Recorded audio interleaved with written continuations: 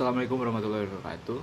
Perkenalkan, nama saya Davin Foster Supriyadi. Di sini saya akan menjelaskan tutorial praktikum OpenPLC, LED Blink, dan WiFi scanning secara bersamaan. Untuk port yang akan saya gunakan yaitu ESP32 DevBoard, dan saya akan menyalakan lampu LED built-in yang ada langsung di dalam ESP32 tersebut. Ayo kita pergi ke OpenPLC. Berikut adalah daftar variabel yang akan digunakan. Yang pertama ada blink. Blink bertipe data bool, diarahkan ke alamat persen QX0.0 sebagai output fisik, yaitu berupa LED yang ada di microcontroller kita. Untuk manajemen waktu terdapat ton 0, TOF 0, dan ton 1. Variabel T500ms dipersiapkan dengan tipe data time agar durasi 500 milidetik bisa digunakan berulang kali. Terakhir ada WiFi 1 yang merupakan function block custom untuk menangani proses scanning WiFi.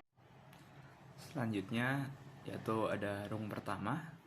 Rung pertama berfungsi sebagai pengedip LED atau osilator. Saya menggunakan kontak normally close NC dari variabel blink itu sendiri sebagai pemicu awal. Cara kerjanya, saat blink dalam kondisi mati, arus akan mengalirkan ke ton 0 untuk mengatur jeda mati selama 500 milisecond. Setelah waktu tersebut tercapai, TOF 0 akan aktif dan menjaga output blink tetap menyala selama 500 milisecond lagi. Karena output blink terhubung kembali ke kotak normally close di awal baris. Siklus ini akan terus berulang secara otomatis tanpa perlu adanya input dari eksternal. Bagian selanjutnya yaitu ketiga adalah kode C++ asynchronous scan untuk scanning WiFi. Bagian krusial ada pada kode C++ di dalam function block. Di sini akan menggunakan fungsi WiFi scanner blocks true. Parameter true digunakan agar proses scanning berjalan secara asinkronus atau non-blocking, artinya perintah scanning dikirim ke modul WiFi, tetapi CPU tetap bisa berlanjut menjalankan tugas lain.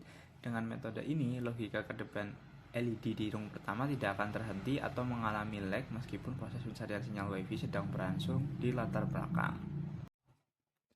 Selanjutnya untuk penjelasan lengkap dari kode C++ tersebut, yang pertama ada pada bagian void setup. Fokus utama adalah inisialisasi perangkat keras. Pertama, komunikasi serial diaktifkan pada baud rate 115.200 untuk keperluan monitoring. Program kemudian mencetak informasi teknis perangkat seperti frekuensi CPU dan kapasitas memori flash untuk memastikan spesifikasi hardware telah sesuai. Langkah krusial di sini adalah pengaturan WiFi mode, WiFi STA.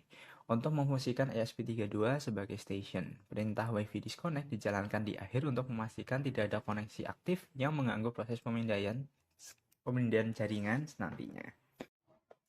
Selanjutnya adalah bagian kedua di bawah void setup, ada void loop. Bagian void loop ini berisikan logika utama yang dijalankan terus-menerus. Logika ini dibagi menjadi dua tahap utama. Yang pertama adalah pemicu pemindaian.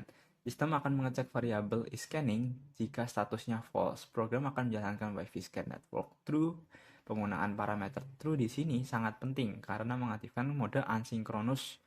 Dengan mode ini, perintah scanning dilakukan di latar belakang sehingga CPU tetap bisa menjalankan instruksi lain tanpa mengalami freeze. Yang selanjutnya, tahap kedua adalah penanganan hasil. Fungsi WiFi scan complete digunakan untuk memantau status pemindaian. Jika fungsi ini mengembalikan nilai 0 atau lebih, artinya proses telah selesai dan jumlah jaringan yang akan ditemukan akan disimpan dalam variabel n.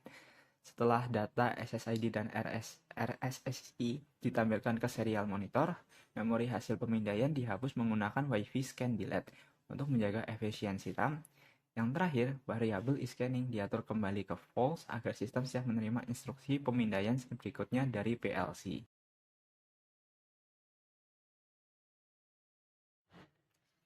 Nah, selanjutnya di sini kita akan melihat untuk bagian rung untuk WiFi scanner.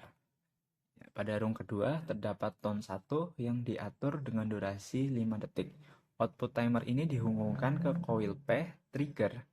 Nah, simbol P ini atau pull sangat penting di sini karena fungsinya hanya memberikan sinyal true selama satu scan cycle saja. Sinyal singkat tersebut kemudian digunakan di rung ketiga untuk menjalankan blok fungsi WiFi 1. Dengan teknik pulsing ini, kita memastikan perintah scanning hanya dikirim tepat satu kali setiap interval 5 detik tercapai, bukan terus-menerus selama timer aktif. Ya, selanjutnya ke bagian konfigurasi device, kita akan melakukan compiling di ESP32. Nah, di bagian ini ada bagian board setting. Pilih untuk device-nya itu, untuk saya ESP32 Droid DevKit V1 ya. Nah, kemudian di bagian bawah ada pin mapping untuk LED built-in dari ESP32, itu lokasinya, addressnya ada di %QX0.0. Jadi tipe outputnya nanti digital output, bukan input ya. Pastikan untuk bagian type-nya itu digital output. Dan selanjutnya untuk memastikan communication port-nya ada, kalau belum ada bisa diinstal drivernya dulu atau mencolok ke ESP keduanya ke komputer. Setelah communication port sudah tersedia, lalu Anda ke bagian pojok kiri untuk menekan compile agar kode bisa ke-upload ke dalam microcontroller ESP32. Lalu tunggu beberapa saat untuk compiling dari laptop ke ESP32.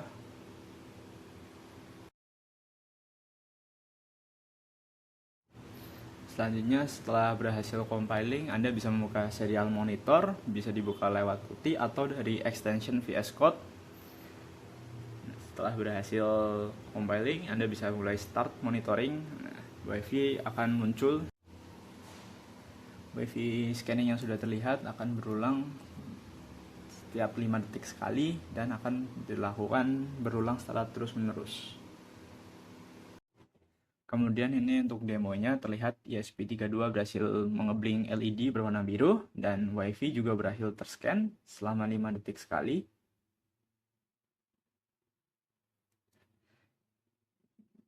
Ini untuk secara aktualnya ya, ESP berkedip dan WiFi juga melakukan scanning selama 5 detik sekali. Sekian semuanya, terima kasih.